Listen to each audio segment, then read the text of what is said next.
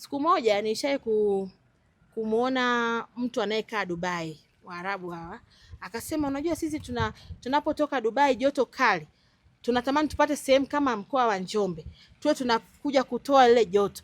Sasa wakija kwenye Kitulo Marathon wakaona ile baridi na nini, ni sehemu ya kukul, naweza ikavutia hata wawekezaji wengi zaidi kuja kukul huku Makete. Na kama ninavyosemaga, Makete ni hidden Switzerland. Yaani Arusha kumejaa, Moshi kumejaa. Sehemu iliyobaki yenye mazingira mazuri, milima, kijani na baridi na mvua ni Makete. Na ukiangalia lami zimepita kila sehemu. Hata ambako hakuna lami kuna teresi nzuri kabisa.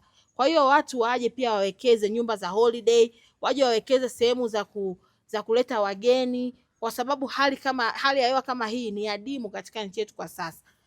Kwa hiyo ni sehemu ya upekee sana katika nchi yetu, na mimi naamini Kitulo Marathon itaenda kuwanufaisha sana Watanzania, ukiacha tu wana Makete kwanza kuijua nchi yao vizuri, kwa sababu nafikiri ni aina ya kukimbia ambao hawatakimbia kwenye lami, watakimbia kwenye landscape ya kawaida hii. Watakuwa wanaona utalii, wanaona wale digidigi, wanaona swala, kwa sababu kwenye hifadhi yetu kuna wanyama wale ambao hawaumi, wanyama ambao sio wakali. Lakini pia nimefurahishwa na malengo kuanzisha somo la TEHAMA kwa vitendo katika wilaya ya Makete, hasa katika shule za sekondari za Makete.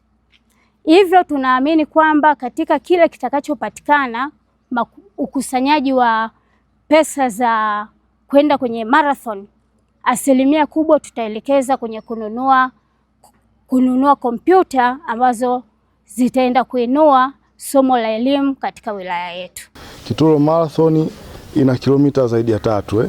Tuna kilomita 5 ambazo hizi kilomita 5 tunasema ni for leisure, lakini pia tuna kilomita 10 ambazo hizi ni za ushindani sasa, ambazo pia kuna fedha itawekwa kwa watu kushindana.